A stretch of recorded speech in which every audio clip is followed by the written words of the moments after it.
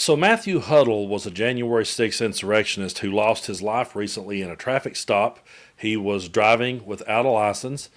He got pulled over, and when he was confronted with the cop, he just said to him, "Hey, I was one of those people that stormed the Capitol, and I can't go back to jail right now because I'm waiting on my pardon from Donald Trump."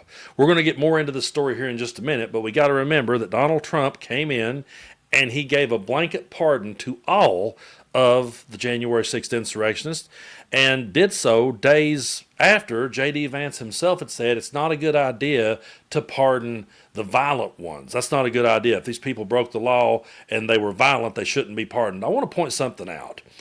Were there people that got arrested that day that may not have been doing as much as some of the rest of the people? Yeah, that's a possibility. I'm not going to sit here and say that didn't happen. But you got to understand, these people stormed the Capitol.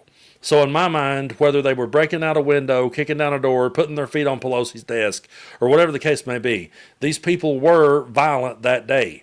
To give them a pardon says to other people who gets that bright idea that it's okay. If you do it in Donald Trump's name, you'll get a pass. And that's why so many of us kicked against this for so long and continues to kick against it, because this pardon from Donald Trump is what empowered the kind of behavior that we're going to check out in this video. So here he is. He's been pulled over by the police, and he just feels empowered to say, "Hey, I know I'm breaking the law, but I'm one of those people, and Trump's going to pardon me. Everything should be okay." This man lost his life for Donald Trump, and it's truly sad, but let's break it down. So here he is, being stopped by the police and explaining that I can't go back to jail. Take a look. Any reason for going that fast today? No, sir, I was just keeping up with traffic. Okay, fair enough. You got your license and registration on you? Can I put it in park? Yeah.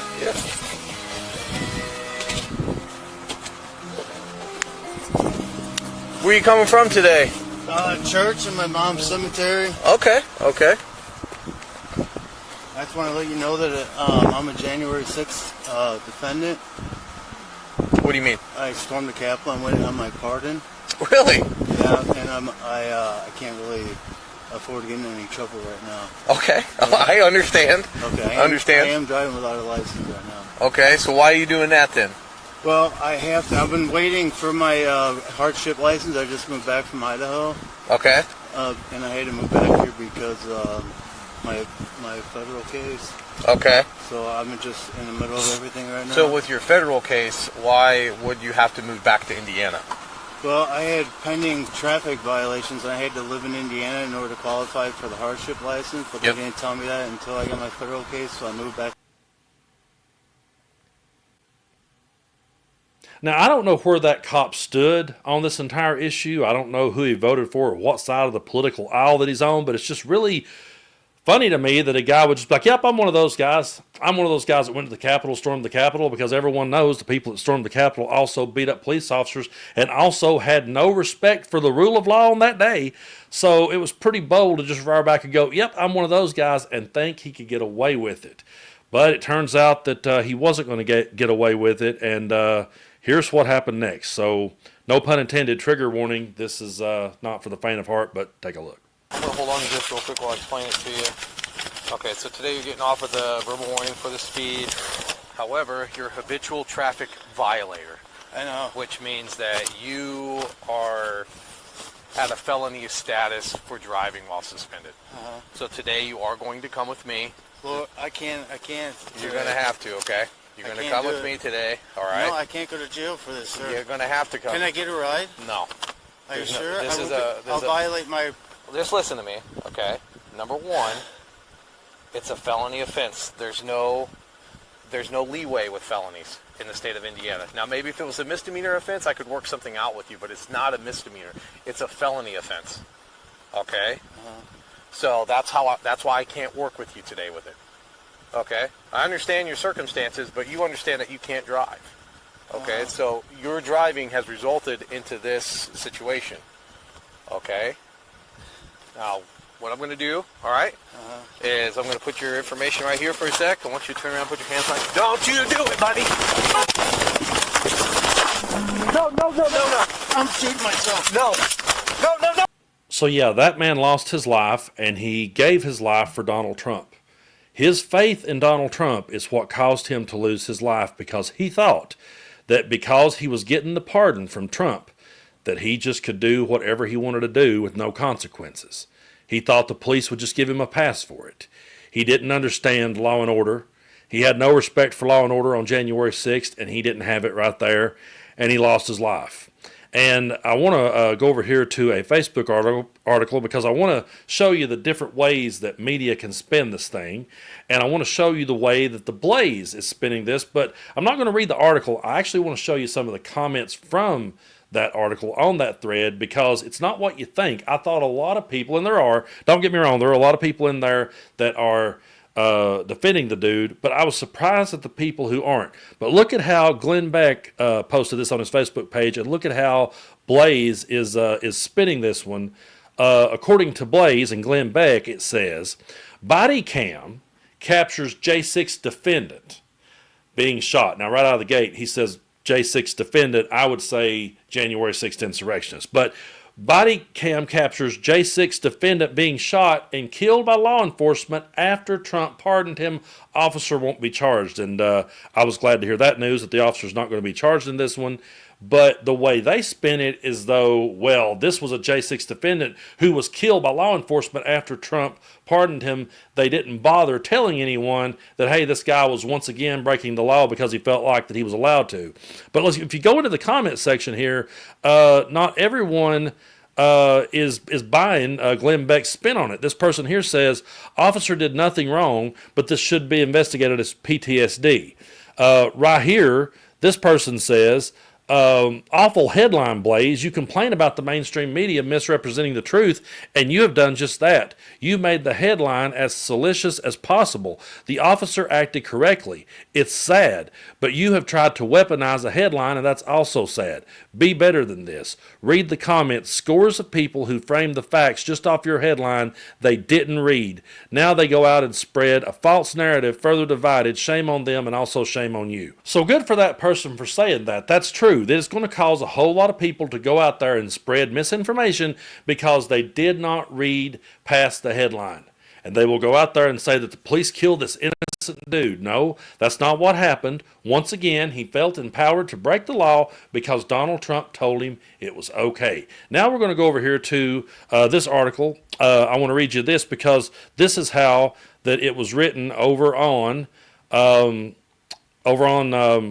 sorry, I'll get it together here in a minute. Over on the United States Attorney's Office, District of Columbia, Indiana man sentenced to prison for assaulting law enforcement with a dangerous weapon during the January 6th Capitol breach. Now, this was posted back in June of 2024, but apparently this dude went there with his uncle, and I guess they thought they could just go overthrow the government and go back about their day. That's what a lot of people thought they could do. I'm going to skip ahead just a little bit here in the article. His uncle was Dale Huttle, who was 73. Both were from Indiana.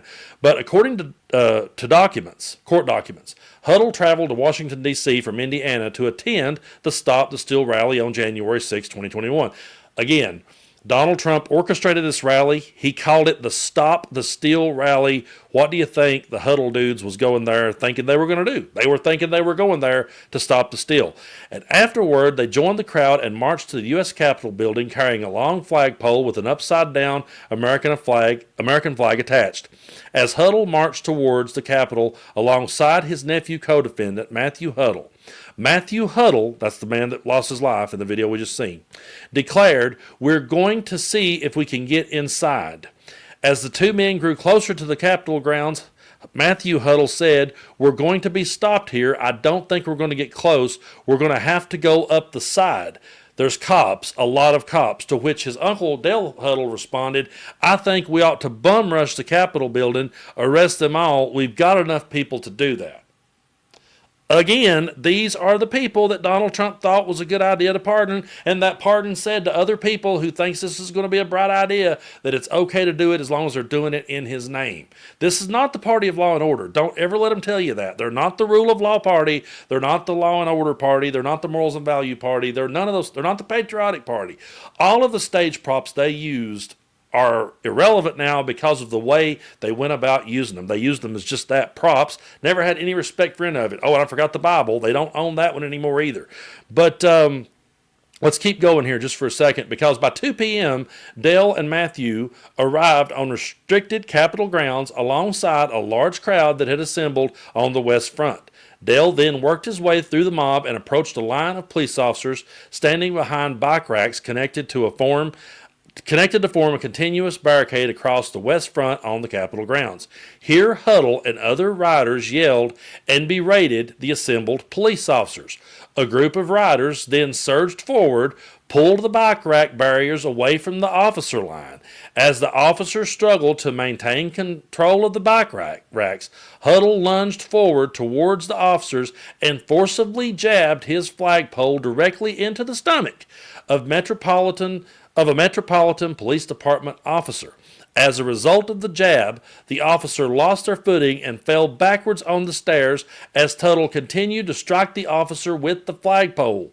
As the officer fell, the officer suffered a sharp pain in the back and upper leg. Court documents say that due to the assault, the officer suffered a slipped disc in his back.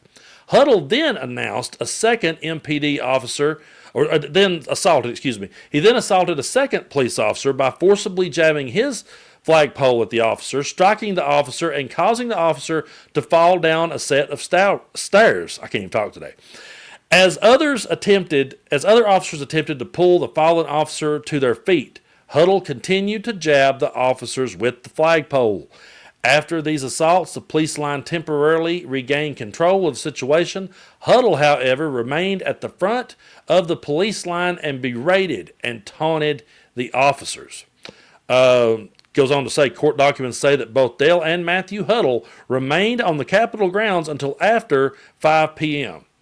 Folks, these are the type of people that Donald Trump bred, plain and simple. This is his base. This is his people, and he has to live with this, and so does the people that voted for him and supports him. You can't come at us and tell us you're the rule of law party and watch this video and spin it that this guy was the victim in the story. This guy broke the law not once but twice, and both times he did it because Donald Trump told him it was okay. Now, there's going to be people say, hey, Donald Trump never told him to go there. Donald Trump never told him to do that. Donald Trump said just walk down there peacefully. The rally was called Stop the Steal. You can't say that to idiots, okay? You can't say, hey, we're going to have a Stop the Steal rally and fight like you've never fought before. You're not going to have a country, but you can't say that to people in that mind frame. You cannot say that to violent people who are in that mind frame, who, by the way, you worked up with a bunch of misinformation and conspiracy theories. Donald Trump, over 60 times in court, was told the election was not rigged. You lost. He could have saved all of us all of this. And, in all honesty, I'm going to be fair for once. I think I'm fair a lot of the times, but I'm going to be fair to Trump and say this. If Donald Trump had have been a reasonable Republican president, maybe we didn't agree with him on everything, but let's say that he had have been a reasonable Republican president. And then let's say that he lost the election. Okay, any sitting president, I said this from day one, any sitting president has the right to a recount. Any sitting president has the right to look into what they think might be fraud. Okay, he looks into it, he finds there's nothing, they find there's nothing, and then he comes out and says to the American people, you know what? I don't agree with your decision today. I really disagree with the way you guys decided this one, but I tell you what I'm going to do. I'm going to go off and I'm going to wish Joe Biden well. I'm going to hand it over to him. We're going to have a peaceful transfer of power. I'm going to be at his inauguration standing there because I believe in this country. I still believe in this country, and I wish him well. And if he needs my help at all, I'll be right there alongside him, helping him any way that I can. And then, after some time passed, if you wanted to come back and go, hey, you know what? Didn't I tell you made a mistake? Who's to say that he couldn't have came back into the story the hero? He's their hero now for all the wrong reasons. He's their hero who came back in and pardoned these type of violent people, and they will forever be connected to whatever legacy he may have had. They'll be connected to that. And I'm never gonna let him off the hook, and I'm never gonna frame it that a J6 defendant was killed after Trump pardoned him. No, a January 6th insurrectionist lost his life because not once but twice he believed what Donald Trump told him, and that was, as long as you break the law in my name, it's okay.